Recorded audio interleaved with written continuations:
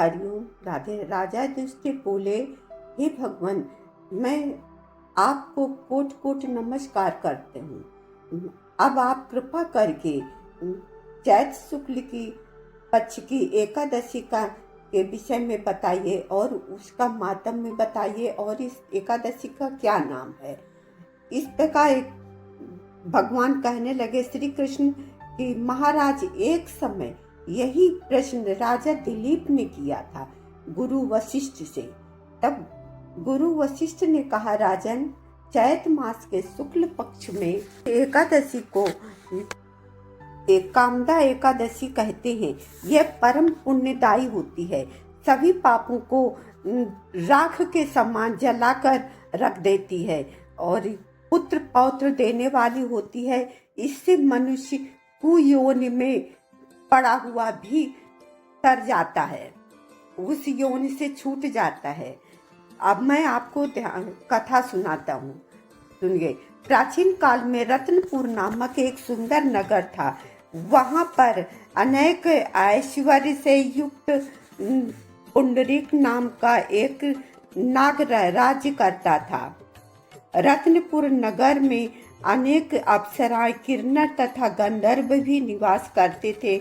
उसमें ललिता नामक अप्सरा और ललित नामक गंधर्व भी रहते थे।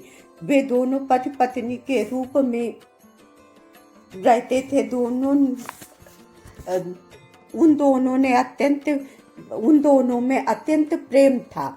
अलग अलग हो जाने पर दोनों व्याकुल हो जाते थे। एक समय पुंडरीक राज्यसभा में बैठकर गंधर्वों द्वारा गायन वादन का आनंद ले रहे थे। राज्यसभा में अन्य गंधर्वों के साथ ललित भी गाना गा रहा था। गाते गाते वह अपनी प्रिया ललिता की तरफ उसका ध्यान चला गया, जिससे वह सुर ताल से हट गया, मतलब अशुद्ध गायन करने लगा। ललित के मन का संताप जानकर करकोट नामक नाग ने गायन में त्रुटि होने की शिकायत राजा से कर दी। तब पुंडरीक ने क्रोध पूर्वक ललित को श्राप दे दिया। दुर्बदे, तू मेरे सामने गाता है, अपनी पत्नी का स्मरण कर रहा है, अतः तू कच्चा मांस खाने वाला और नरभक्षी राक्षस बन जाओ, अपने किए कर्म का फल भोगो।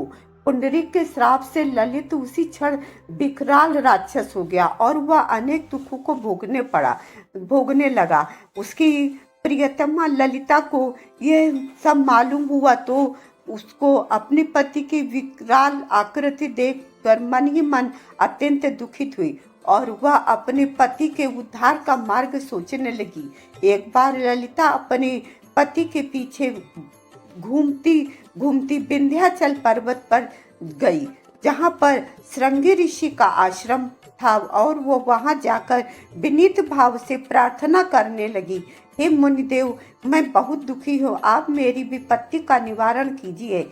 उसे देखकर श्रृंगी ऋषि बोले, हे सुभगे, तुम्हें कौन सा कष्ट है और यहाँ किस लिए आई? ललिता बोली, हे मुनि श्रेष्ठ, मेरा नाम ललिता है।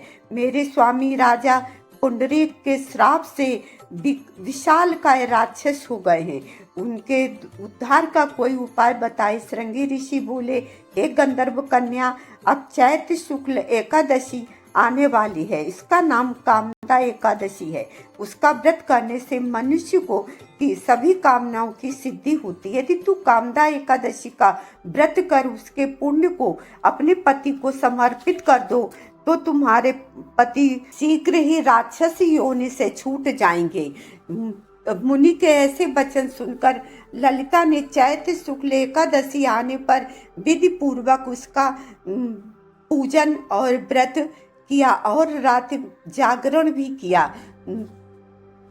और अपने व्रत का फल अपने पति को समर्पित करती हुई भगवान से प्रार्थना किया, मैंने जो ये व्रत किया उसका फल मेरे पतिदेव को प्राप्त हो।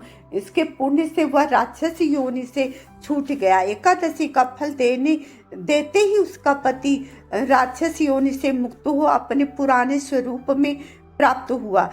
फिर अनेक सुंदर वस्त्र आभूषणों से युक्त होकर वे दोनों विमान में बैठकर स्वर्ग लोक को चले गए। वशिष्ठ मुनि कहने लगे, हे राजन, इस व्रत को विधि पूर्वक करने से समस्त पाप नष्ट हो जाते हैं तथा राक्षस जैसी योनि से भी छुटकारा मिल जाता है। संसार में इसके बराबर कोई और दूसरा व्रत नहीं है। इसकी कथा और मातम पढ़ने व सुनने से यज्ञ के बराबर फल प्राप्त होता है।